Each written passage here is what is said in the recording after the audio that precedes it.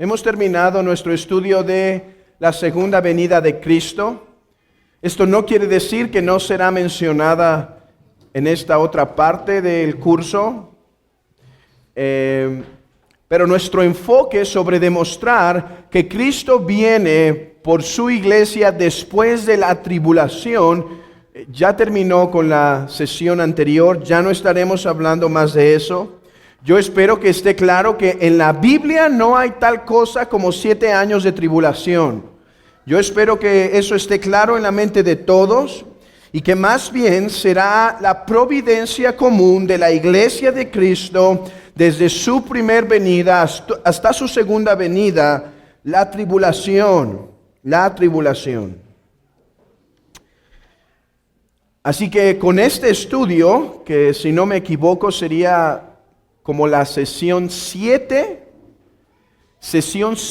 del curso de escatología, aunque es como la sesión 60 de la Confesión de Londres de 1689, con esta sesión vamos a dar inicio al tema del milenio,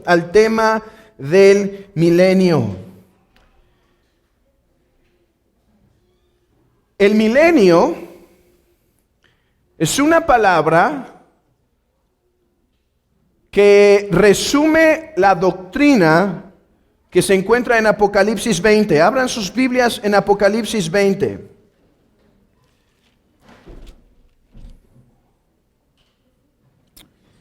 Apocalipsis 20, y dice así los primeros versículos. Vi a un ángel que descendía del cielo con la llave del abismo y una gran cadena en la mano, y prendió al dragón, la serpiente antigua, que es el diablo y Satanás, y lo ató por 1000 años. De ahí proviene la palabra milenio. Apocalipsis 20 es el único lugar en toda la Biblia que habla acerca del milenio de esta forma literal. Eso no quiere decir que Apocalipsis 20 es el único lugar en la Biblia que se enseña el milenio. El milenio se enseña en los evangelios sinópticos, en el evangelio de Juan, en las epístolas del apóstol Pablo y Pedro. Se enseña en todo el Nuevo Testamento y aún se profetiza en el Antiguo Testamento. Aunque la forma de enseñarlo no es precisamente con la palabra o las palabras 1000 años. Por palabra milenio, entonces, estamos hablando de la doctrina escatológica en cuanto a los famosos 1000 años. Y hay cuatro posturas en la que la palabra milenio o la doctrina milenio o Apocalipsis 20 ha sido interpretado. Y voy a dar estas 4 posturas de manera que sepamos bien en dónde estamos, que podamos seguir los argumentos, porque con esta lección vamos a empezar a hacer una crítica indirecta del premilenialismo. Así que comencemos por ver que hay 4 posturas en cuanto a el milenio. Hay 4 formas en las que se ha interpretado Apocalipsis 20.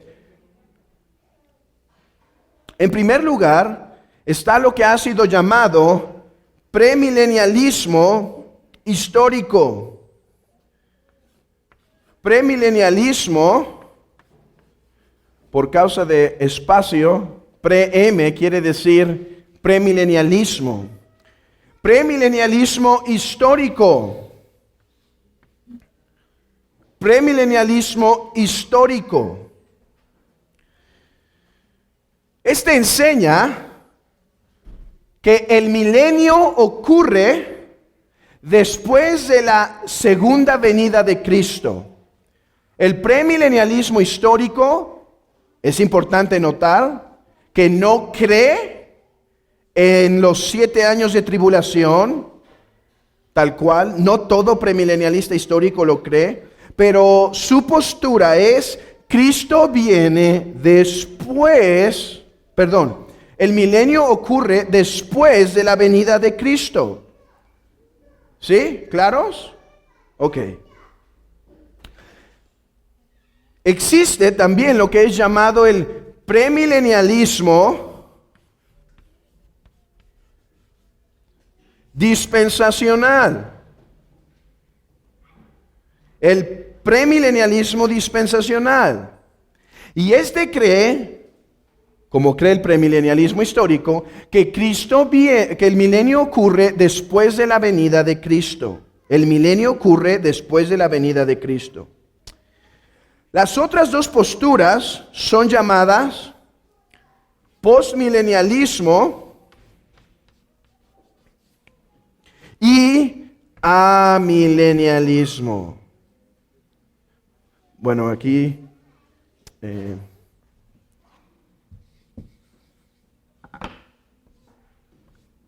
amilenialismo. El postmilenialismo cree que Cristo viene después del milenio. Ahora, ellos creen, el postmilenialismo cree que al final, antes de que venga Cristo, el milenio va a ser una demostración de avivamiento. El amilenialismo cree que Cristo viene después del milenio. Primero ocurre el milenio y después viene Cristo. Es por eso que premilenialismo quiere decir Cristo viene antes del milenio.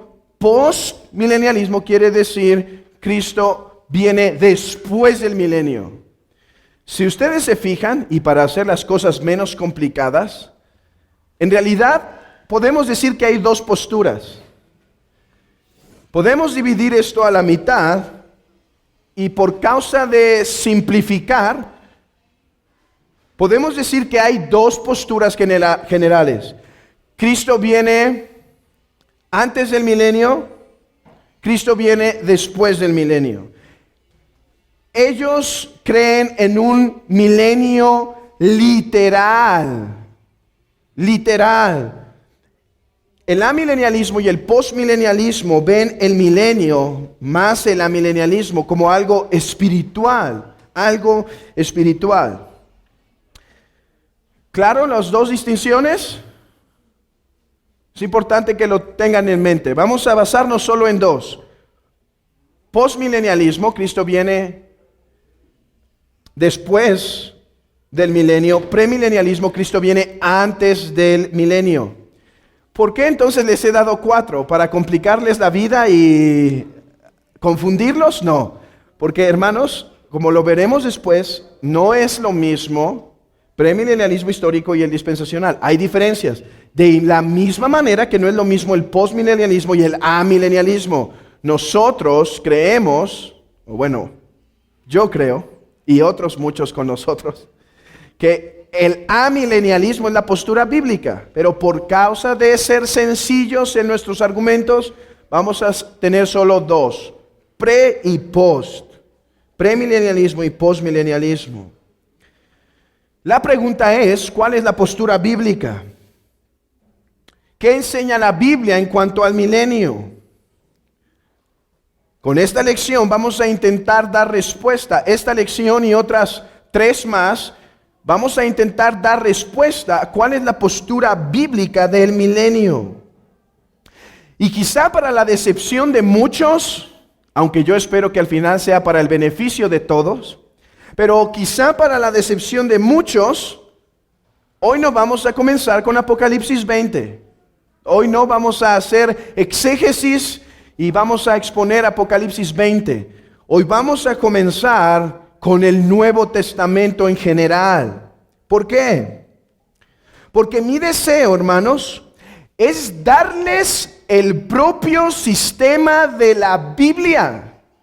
Algunos piensan que la escatología solo se encuentra en el libro de Daniel, en el libro de Ezequiel y en el libro de Apocalipsis.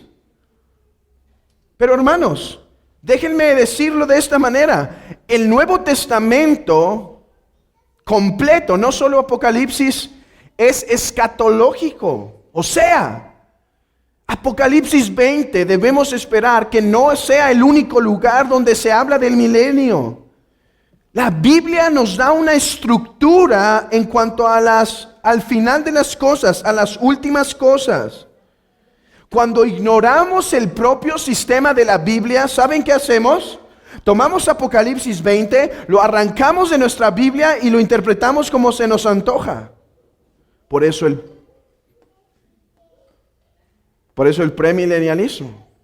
Porque arrancan Apocalipsis 20 de sus Biblias y lo interpretan ignorando el Nuevo Testamento. Hermanos, yo les quiero dar el sistema básico de escatología que el Señor Jesucristo proveyó a través de sus apóstoles, de manera que Dios mediante, terminando esta lección, ya todos aquí sean amileniales. Hermanos, ¿no deberíamos esperar que si el milenio es una doctrina tan fundamental, ya nos la enseñara el Señor desde antes? El milenio se trata acerca del gobierno de Cristo. El milenio se trata acerca del reino de Cristo.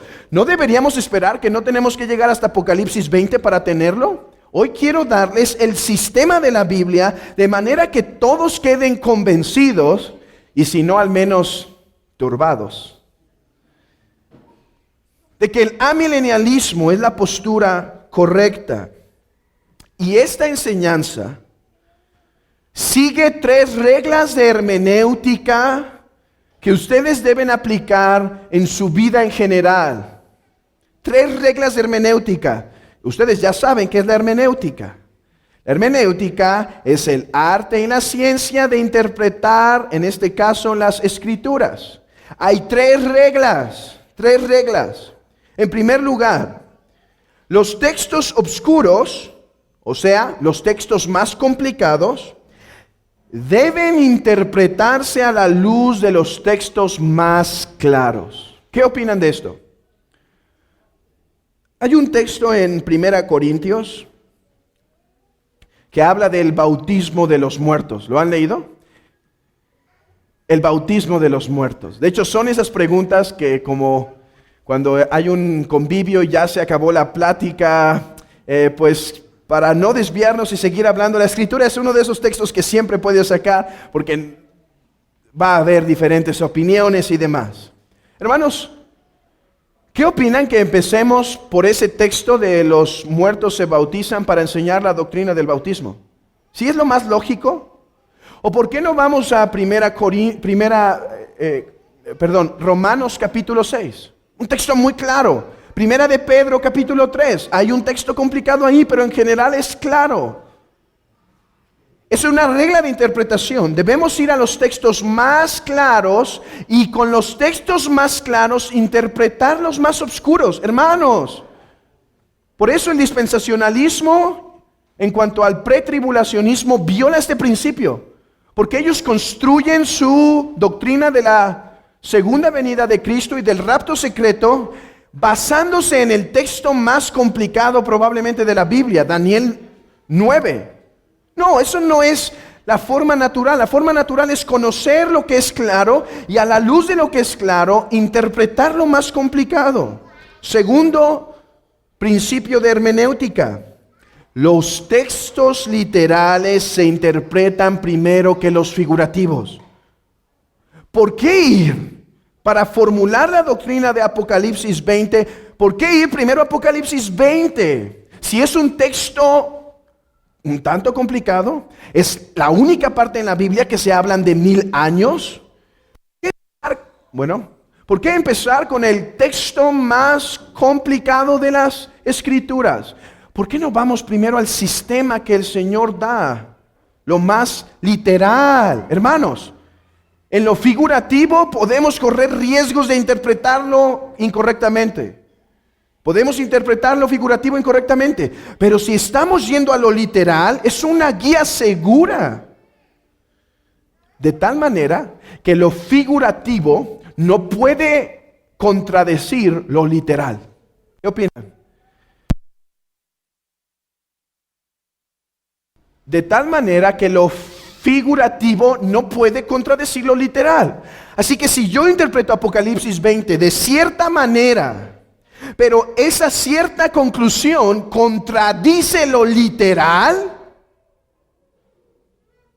¿qué hago? ¿Me quedo con lo figurativo o me quedo con lo literal? No, me quedo con lo literal y vuelvo a interpretar Apocalipsis. Porque Cristo va a reinar cuando en su segunda venida va a reinar, el milenio no está. ¿Qué hacemos con textos tan claros como 1 Corintios 15? Que dice que Cristo reina desde su resurrección. Pero ahorita veremos esto. Tercer punto de interpretación. Las verdades generales deben ser estudiadas antes de meternos en los detalles. Hermanos, esto lo he hablado varias veces.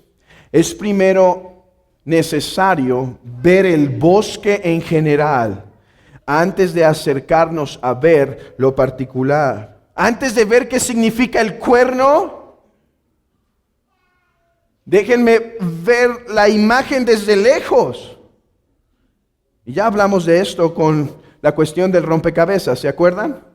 No empezamos con el rompecabezas sacando una pieza y diciendo, este va aquí.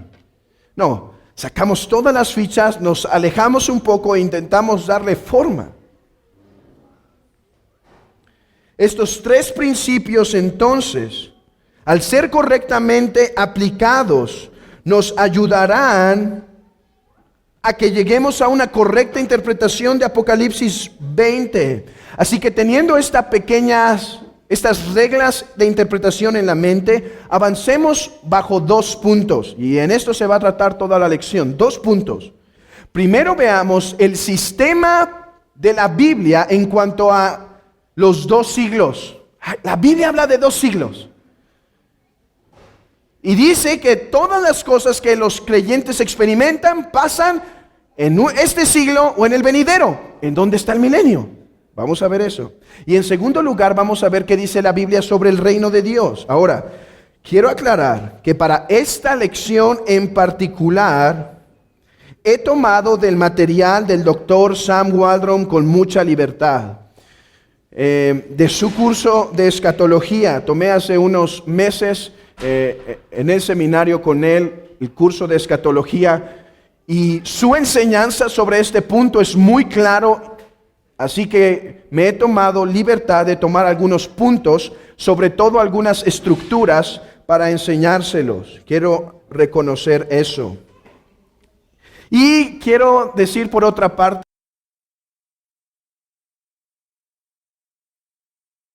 con el doctor Sam Waldron, así que esto es un resumen. Repito que si alguien quiere avanzar,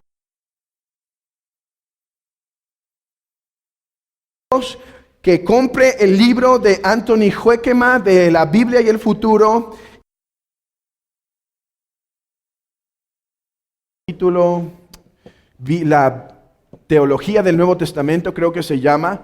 Quiero aclarar, George Eldon Ladd es premilenialista, pero hermanos, su estructura es amilenial.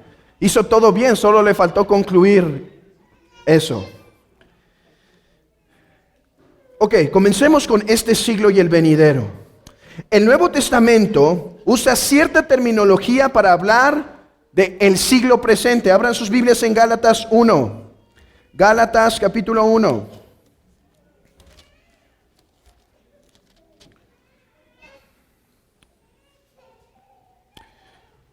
Pablo, versículo 1.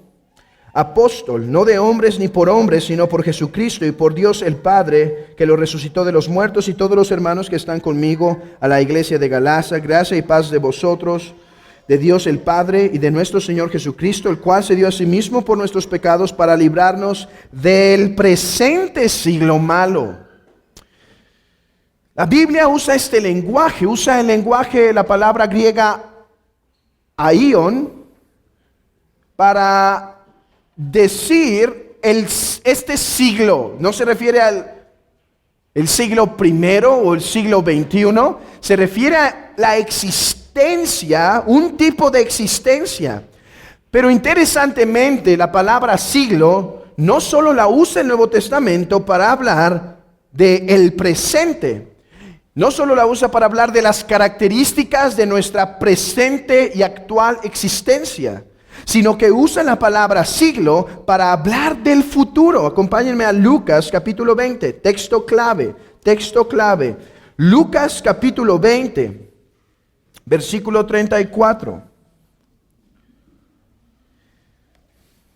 Entonces respondiendo Jesús les dijo: los hijos de este siglo se casan y se dan en casamiento, mas los que fueren tenidos por dignos de alcanzar aquel siglo y la resurrección de entre los muertos, ni se casan ni se darán en casamiento, porque no pueden ya más morir, pues son iguales a los ángeles y son hijos de Dios al ser hijos de la resurrección.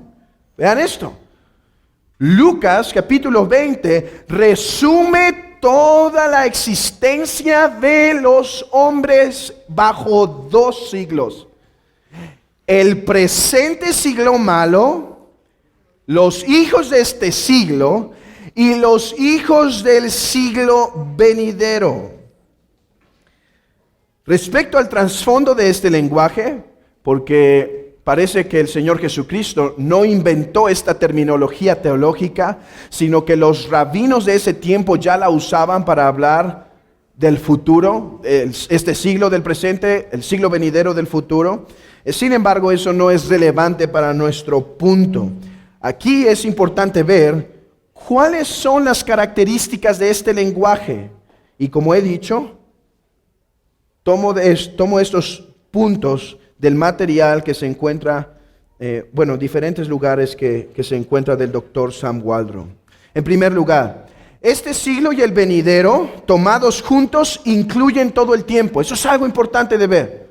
Primer proposición. Este siglo y el venidero incluyen todo el tiempo de la existencia del hombre. O sea, la enseñanza de la Biblia sobre este siglo y el venidero incluyen toda la historia de la humanidad. Por lo tanto, cualquier evento que se describa en la Biblia debe entrar en este siglo o en el venidero. ¿Sí? Hermanos, ya esto empieza a poner tierra firme de dónde vamos a pisar. Cualquier cosa que quiera decir los 1000 años de Apocalipsis 20 deben estar en este siglo o en el venidero. Segunda proposición. El presente siglo y el venidero son cualitativamente diferentes. El presente siglo es malo. El siglo venidero es vida eterna. Ya lo vimos en Lucas 20. Podemos leer desde el versículo 27. Lucas 20, 27. Llegando entonces algunos de los saduceos, los cuales niegan a ver la resurrección, le preguntaron diciendo: Maestro, Moisés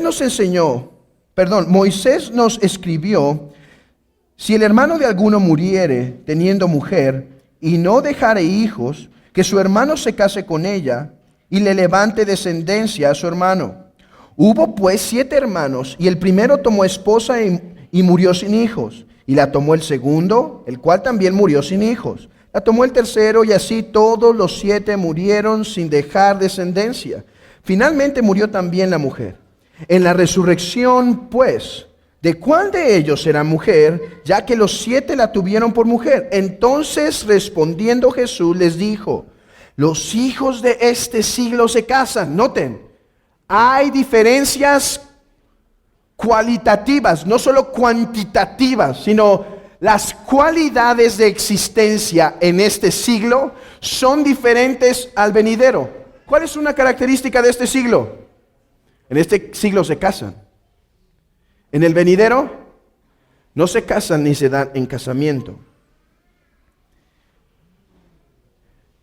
Este siglo lo define Gálatas capítulo 1 como siglo malo.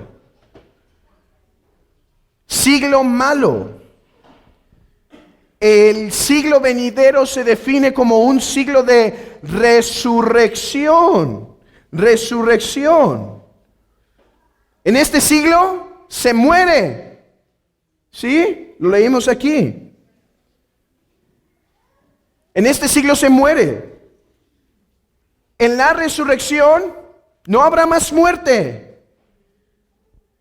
En este siglo tenemos cuerpos naturales. En el siglo futuro, cuerpos glorificados. En este siglo, como lo vamos a ver más adelante en la parábola de Mateo 13, en este siglo, justos e injustos viven juntos. En el venidero, el injusto ya no habitará con el justo. ¿Pueden ver? Este siglo y el venidero son cualitativamente diferentes. Hermanos, ¿no es sencillo este sistema? Ya vamos a la mitad de la lección, ¿cómo ven? Sencillo, ¿no?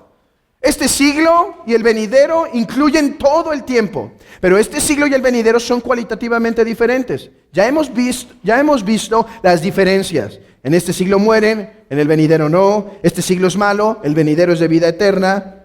Este siglo, cuerpos naturales, en el venidero glorificados. Ya hagamos una pregunta. ¿Dónde entra el milenio? Ya con esto podemos empezar a preguntarnos, ¿dónde entra? El milenio, según el premilenialismo, cualquiera de los dos, enseña que justos habitarán con injustos.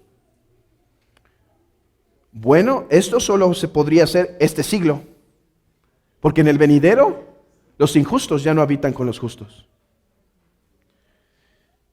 Ellos dicen que en el milenio va a haber hombres con cuerpos glorificados y los que quedaron de la tribulación, que habitarán toda la tierra, no tendrán cuerpos glorificados. ¿Dónde puede pasar eso? Bueno, según la Escritura, ni en este siglo ni en el venidero. Ok, alertas.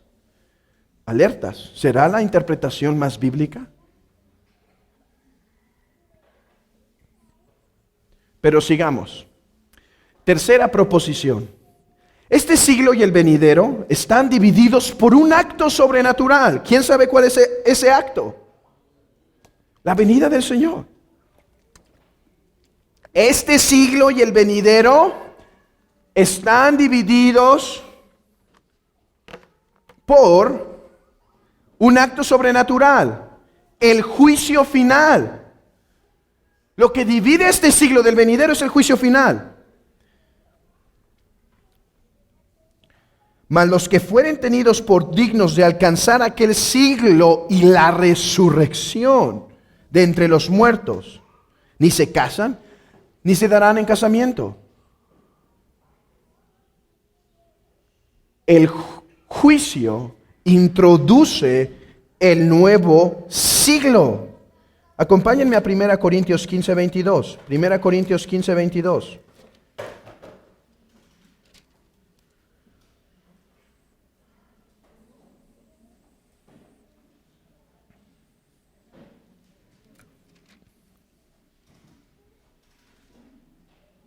No, perdón, es 1 Corintios 15, 50.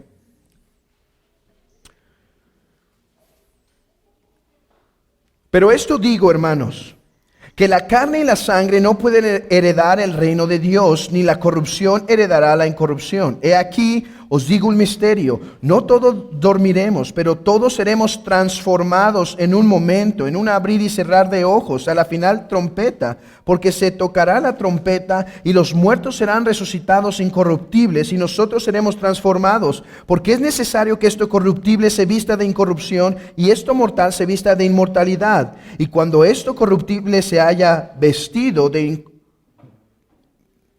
incorrupción y esto mortal se haya vestido de inmortalidad, entonces se cumplirá la palabra que está escrita: sorbida es la muerte en victoria. Aquí está. Hermanos, en el premilenialismo,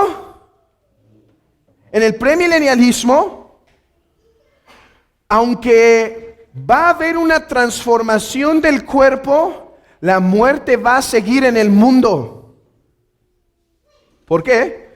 Porque solo los que fueron arrebatados son los que tendrán cuerpos glorificados. Los que habiten en esta tierra seguirán teniendo cuerpos normales. Y entonces dicen, ahí es con donde Isaías 60 al 66 se va a cumplir. donde van a vivir mucho tiempo, pero aún así va a morir. La pregunta es, según el texto, cuando los creyentes son transformados y glorificados, la muerte, el último enemigo, es vencido.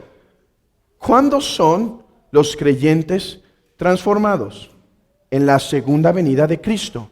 Según la Biblia, en la resurrección de los creyentes, que es la resurrección de todos, la resurrección de los creyentes, se vence la muerte, no habrá ya más muerte. Entonces volvamos a hacer preguntas. ¿Es el premilenialismo la mejor postura? Porque si ellos dicen que aquí va a haber cuerpos glorificados, pero va a haber cuerpos todavía que mueren, ¿dónde entra? ¿En este siglo o en el venidero? ¿Dónde lo metemos el milenio? No hay. No hay.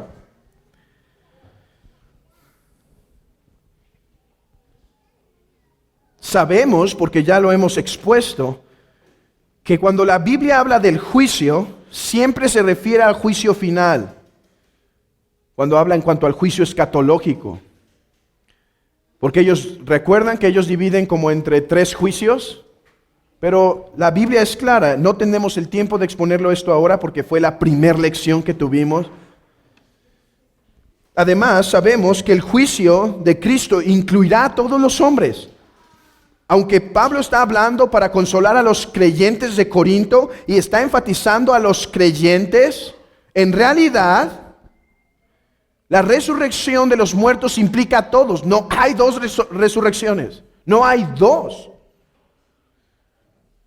Además, y esto lo vimos en Juan, ¿se acuerdan? Juan capítulo 5, que Cristo llamará de los sepulcros a todos los hombres, y algunos serán resucitados para vida y otros serán resucitados para muerte, pero todos serán levantados de entre los muertos en un evento, Además, la enseñanza del juicio en la Biblia no trae como consecuencia un paréntesis, sino la destrucción. Y esto lo podemos ver en 2 de Pedro capítulo 3, versículo 3 al 18. No lo vamos a leer ahora. Ok, teniendo este sistema tan básico en nuestras mentes, ahora podemos dar unos pasos más para seguir forjando el sistema básico de la Biblia en cuanto a las últimas cosas. Lo que el doctor Waldron llama en su curso de teología sistemática, vamos a suplementar. Ya tenemos 3 proposiciones. Este siglo y el venidero incluyen toda la existencia. 2, este siglo y el venidero son cualitativamente diferentes. 3, este siglo y el venidero están separados por un acto sobrenatural. Teniendo esos 3 principios muy sencillos y básicos, podemos dar otros 3 pasos para seguir construyendo el propio sistema de la Biblia en cuanto a las últimas cosas. En primer lugar, este siglo siempre será un siglo malo. Este siglo siempre será un siglo malo. Romanos 12:2 habla del presente siglo malo, que no nos amoldemos al presente siglo. O sea que algún momento la palabra del apóstol Pablo ya no tendrá validez. En algún momento este siglo se puede transformar mejor. Se puede mejorar de tal manera que la palabra de Pablo en Romanos 12:2 ya no tenga poder. Sí, ahora sí, amóldense a este siglo porque ahora es bueno. Ok.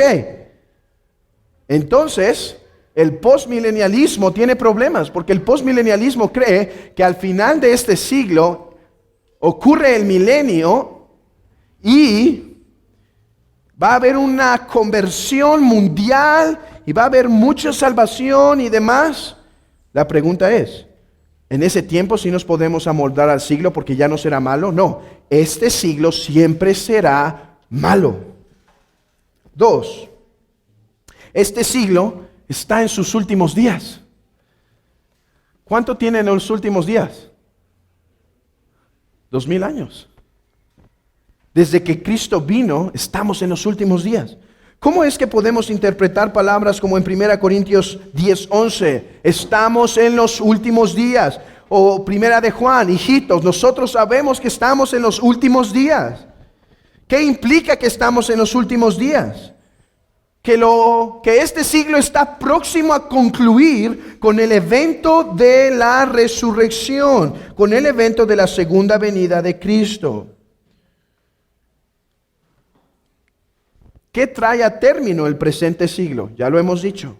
La resurrección. Hermanos, ¿dónde entra el milenio? Si estamos en los últimos días y es la resurrección que trae a fin este siglo, ¿dónde entra el milenio? Porque saben, el siglo venidero no es malo y bueno. El siglo venidero es bueno, es vida eterna. ¿Dónde metemos? ¿En qué siglo? ¿Algunas opciones? En este siglo quizá. ¿Puede ser que el milenio? ¿Estamos en el milenio?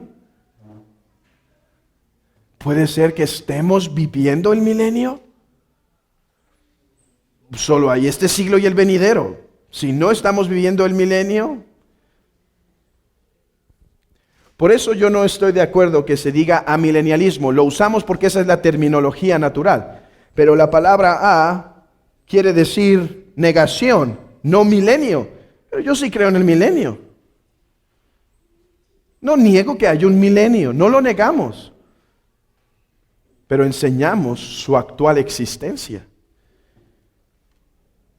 Tercer punto. Existe un traslape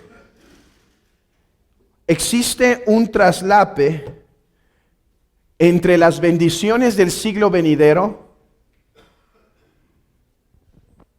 y el presente siglo.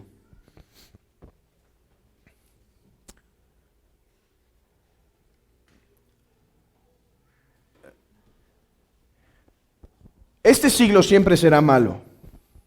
Naturalmente este siglo es malo. El siglo venidero es vida eterna, todas las bendiciones de salvación. Pero las bendiciones de salvación, vamos a hacer eso es una nube. Las bendiciones de salvación que se derramarán plenamente, eso es una tormenta. En el siglo venidero ya están ocurriendo en el presente siglo malo. Entonces un fuerte viento está empujando el agua del siglo venidero. Oye, ¿de dónde te inventaste eso? De ningún lugar, hermanos. Abran sus Biblias en Hebreos 6. Hebreos 6.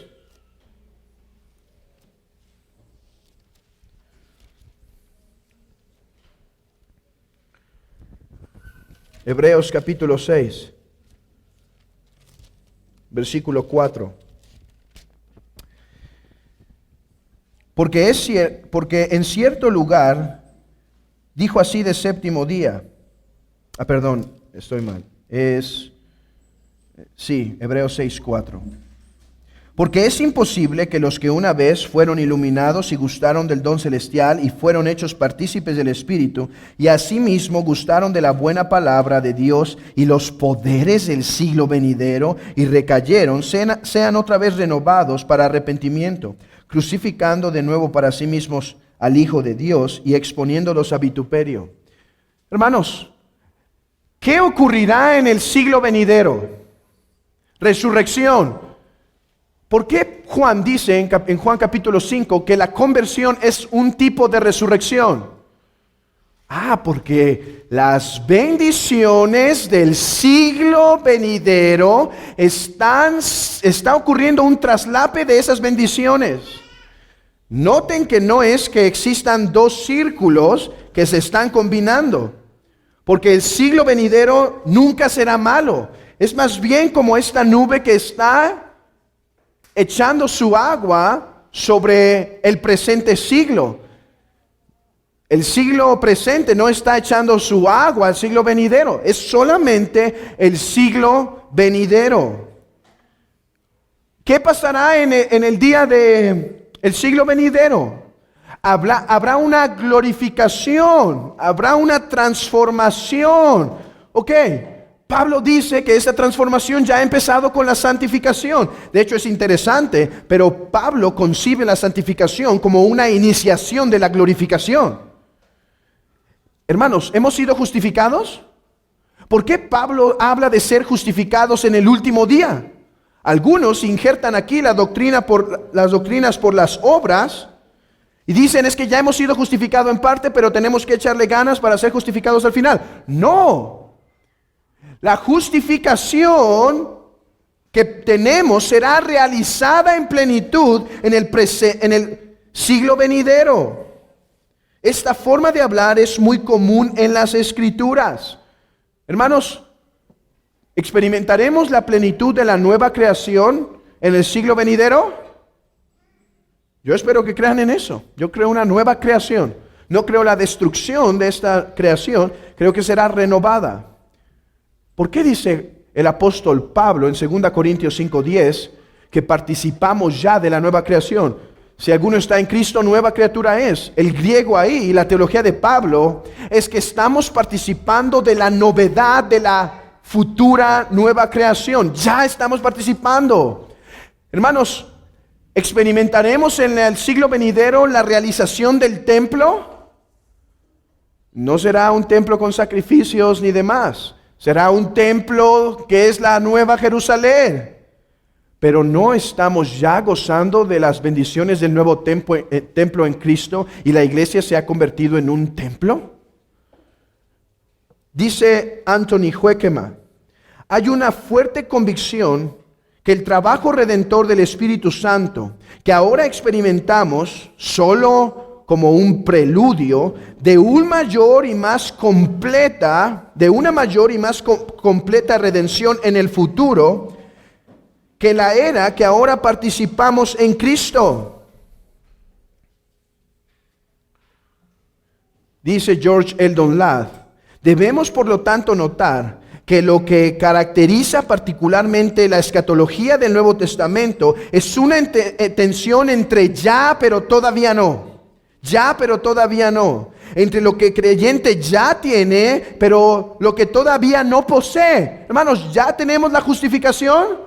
Sí, pero todavía esperamos la consumación de la justificación. Ahora, no va a haber ninguna diferencia entre lo que ahora se ha declarado y lo que se declarará después. Pero ¿ya hemos sido adoptados? Romanos 8 dice que estamos esperando la adopción. Las bendiciones del siglo venidero ya están presentes. Así es como entendemos los pasajes que hablan de que estamos experimentando la redención en este tiempo.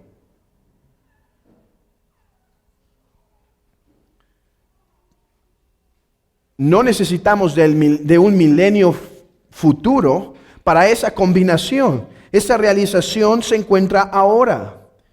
Teniendo estas proposiciones en mente, hermanos, yo espero que ya tengan problemas para embonar el milenio. Si por milenio queremos decir premilenialismo o aún postmilenialismo. La única postura que el esquema bíblico permite es un milenio presente. Pero ¿cómo que está atado Satanás? ¿Qué quiere decir? Tienen que esperar para eso 3 o 4 lecciones más, 2 lecciones más. Pero hermanos, ¿por qué empezar por lo más complicado? ¿Por qué no empezar con esto que es la base escatológica? Ok, teniendo esto en mente, vamos a resumir brevemente el reino, la doctrina del reino. Entender este concepto es fundamental para ver más claramente la cuestión del milenio. Hasta ahora, lo que hemos dicho anteriormente es que necesitamos poner el milenio en este siglo o en el venidero. A la luz de lo que acabamos de decir hace un momento, el problema está en dónde colocar el milenio, si nos referimos a pre o post. Ahora, Lo que quiero enseñar es que la Biblia ya hablaba del milenio antes de Apocalipsis 20 y que no podemos ignorar, toda la doctrina del milenio que se da en los evangelios. Hay pasajes que testifican que el reino llegó. Mateo 12:28 dice que si Jesucristo está echando los demonios fuera, el reino de Dios está entre vosotros. ¿Qué pasó? ¿Dónde perdimos la doctrina del milenio en los evangelios? ¿Por qué pensamos que solo está en Apocalipsis 20? Les digo por qué. Porque nos han inyectado una fuerte dosis de dispensacionalismo.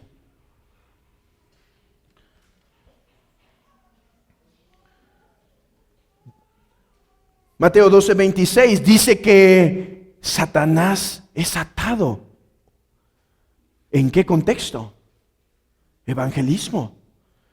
¿Pudiera ser entonces que la atadura que se habla en Apocalipsis 20 se refiere a ser atado para la obra del evangelismo y la seguridad que tiene la iglesia en proclamar la verdad y que las naciones que ahora estaban en obscuridad puedan experimentar la luz del evangelio?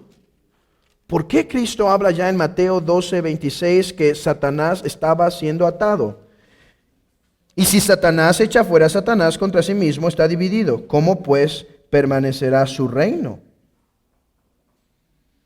Y si yo echo fuera a los demonios por Belcebú, ¿por quién los echa a vuestros hijos? Por tanto, ellos serán vuestros jueces. Pero si yo, por el Espíritu de Dios, echo fuera a los demonios, ciertamente ha llegado a vosotros el reino de Dios. Porque, ¿cómo puede alguno entrar a la casa del hombre fuerte y saquear sus bienes si primero no le ata? Interesante. Los judíos visualizaban un reino portentoso en su primer llegada. Cristo les tiene que enseñar que hay un misterio del reino. Los judíos pensaban que el reino llegaría con catástrofe y como una hoz que barre completamente en su primer llegada. Y Cristo dice, déjenme decirles algo, hay un misterio. ¿Qué es un misterio en el Nuevo Testamento? Un misterio es algo que va a ser plenamente revelado en el Nuevo Testamento. Estaba oculto en el Antiguo, ahora va a ser revelado. Hermanos, no solo los fariseos pensaban así. Buenos cristianos, buenos judíos pensaban así.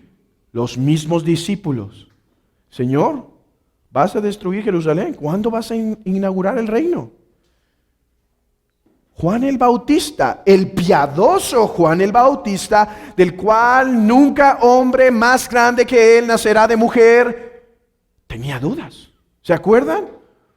Oye, ¿cómo que Jesús es el Mesías? Sí, yo prediqué, estoy seguro de mi llamado, mi padre tuvo esa visión, lo he predicado, sí creo que es el Mesías, pero estoy en la cárcel, estoy sufriendo. ¿Qué pasa? Ve a preguntarle si él es el Mesías o esperamos algún otro. Algunos intentan ahí darle un matiz como, no, ellos no eran los dudosos, eran sus discípulos. No, estaba dudando Juan. Pensaba que el reino iba a llegar como esa hoz en un momento. ¿Y qué le dice? Vayan y díganle que los ciegos ven, los cojos andan. Vayan y díganle que el reino se está inaugurando. Los milagros están pasando. La predicación en Marcos 1:15. Arrepentíos porque el reino de los cielos ha llegado. El reino de Dios ha llegado. ¿De qué es el milenio?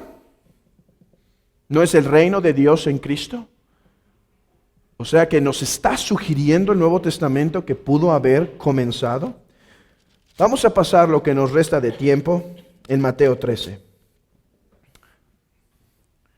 Mateo 13.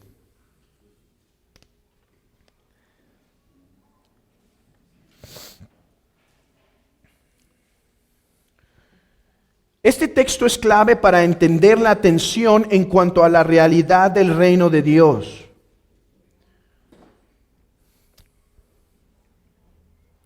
Y se me olvidó recomendar este libro antes. Gracias a Dios, Sé que está en español este libro. De hecho son dos. En inglés es solo uno, pero en español creo que son dos. Se llama Herman Ridderbos. La venida del reino creo que se llama. Es un libro que lo que voy a enseñar, he tomado mucha de su enseñanza de Herman Ridderbos. En nuestro contexto, en Mateo 13, el Señor está explicando el misterio del reino. El misterio del reino. O sea, el misterio, podríamos decir, de la realidad, de la esperanza del pueblo de Israel.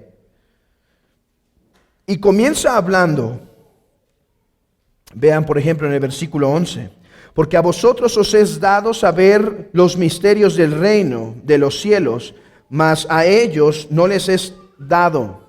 A vosotros os es dado. Yo hablo en parábolas para que ustedes entiendan y ellos no entiendan, para que ustedes se salven y ellos se condenen. Una enseñanza sobre la soberanía de Dios, pero esa es otra historia. Mateo 13 empieza hablando de la parábola de los diferentes terrenos. Y hermanos, yo sé que este texto es usado muchas veces para hablar de las diferentes formas de salvación y no estoy totalmente en contra, pero creo que eso es una aplicación de la idea principal de Jesús. Es una aplicación de la idea principal de Jesús. En esta parábola se explica que el reino llega por la predicación de la palabra. Versículo 3. Y les habló muchas cosas por parábolas diciendo, he aquí, el sembrador salió a sembrar, y mientras sembraba, parte de la semilla cayó junto al camino, y vinieron las aves y la comieron, parte cayó en pedregales, donde no había mucha tierra, y brotó pronto porque no tenía profundidad de tierra. Pero salió el sol, se quemó, y porque no tenía raíz se secó, y parte cayó entre espinos, y los espinos crecieron y la ahogaron. Pero parte cayó en tierra buena y dio fruto, cuál a 100, cuál a 60, cuál a 100 por uno. El que tiene oídos para oír, oigan. ¿No le suena esa palabra a los 3 primeros capítulos de Apocalipsis? El que tiene oídos para oír, oiga lo que el Espíritu dice a las iglesias. El Señor está hablando aquí del misterio del reino. Vean, el misterio del reino se inaugura, después lo va a explicar, el misterio del reino se inaugura por la predicación de la palabra.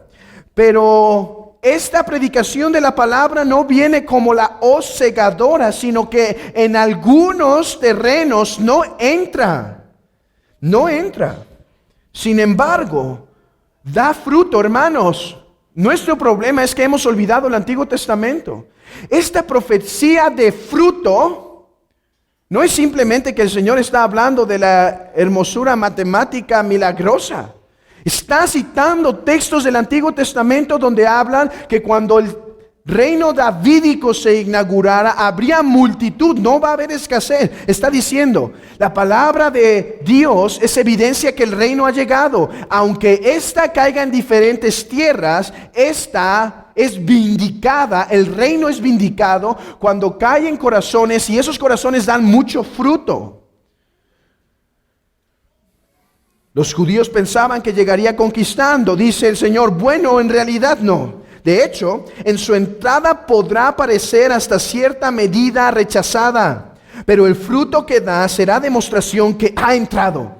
El reino se ha iniciado, el reino ha entrado. La parábola del trigo y la cizaña, hermanos, ¿de qué trata la parábola del trigo y la cizaña? Vean versículo 24. Les refirió otra parábola diciendo, el reino de los cielos es semejante a un hombre que sembró buena semilla en 2 campos. El reino de los cielos. ¿Por qué Mateo habla del reino de los cielos? Porque para los judíos el nombre de Dios no debe ser usado en vano y por lo tanto Mateo, teniendo una audiencia judía en mente, usa cielos, la forma común de los judíos para referirse a Dios en contextos de enseñanza. El reino de Dios es semejante. ¿A qué es semejante? Bueno, que hay un campo y en ese campo se siembra la semilla, pero viene el enemigo y siembra semilla mala. ¿Qué hacemos? ¿Lo cortamos junto? No. El reino se ha inaugurado. ¿Qué esperaban los judíos? Córtalo ya. Acábalos. Dice, no, déjalos que crezcan juntos. Esto es algo nuevo para ellos, porque para ellos la entrada del reino quitaría a los injustos y solo dejaría a los justos. Dice, no, el reino se ha inaugurado, pero justos habitarán con injustos.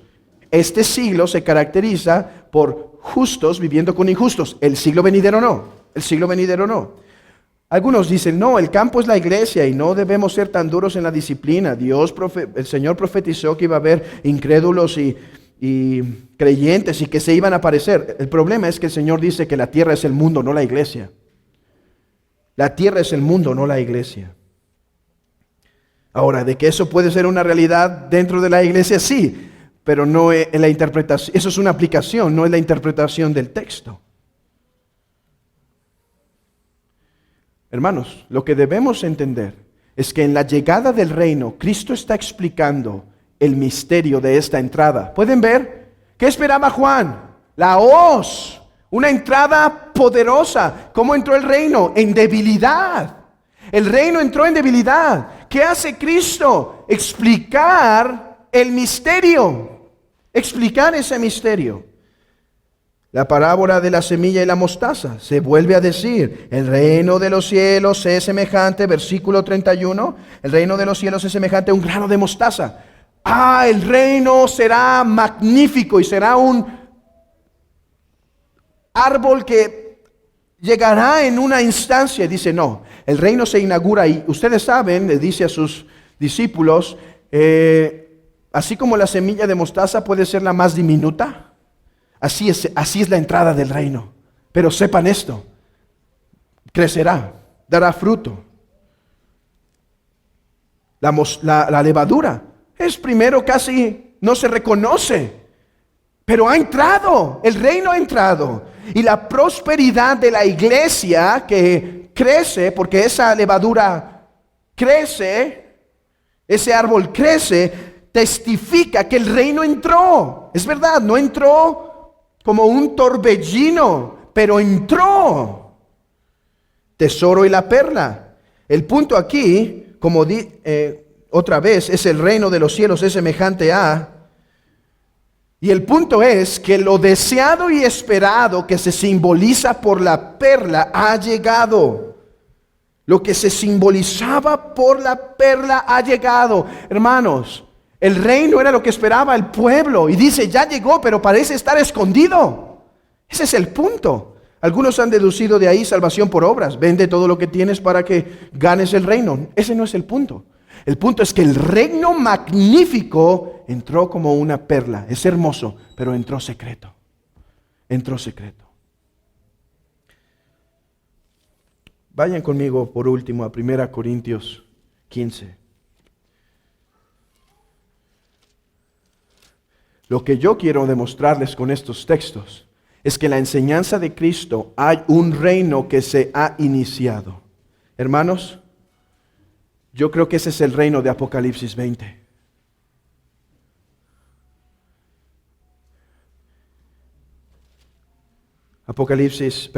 ¿Qué dije?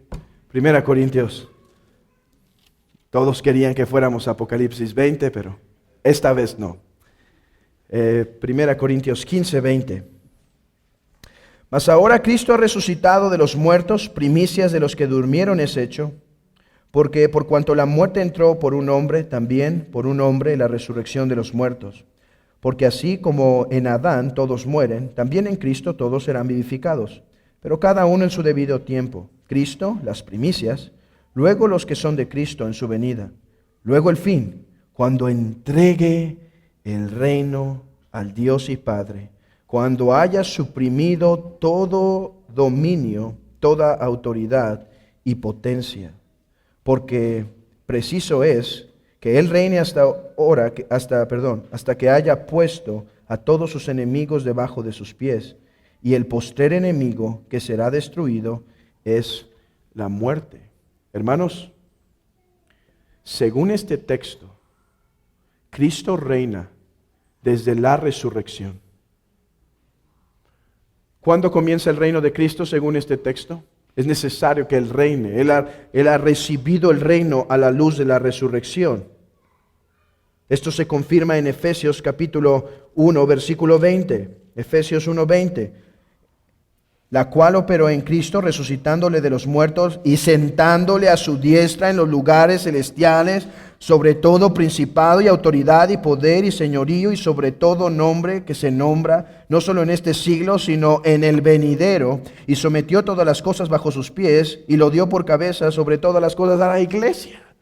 Cristo reina. ¿De qué trata el milenio? Del reino de Cristo.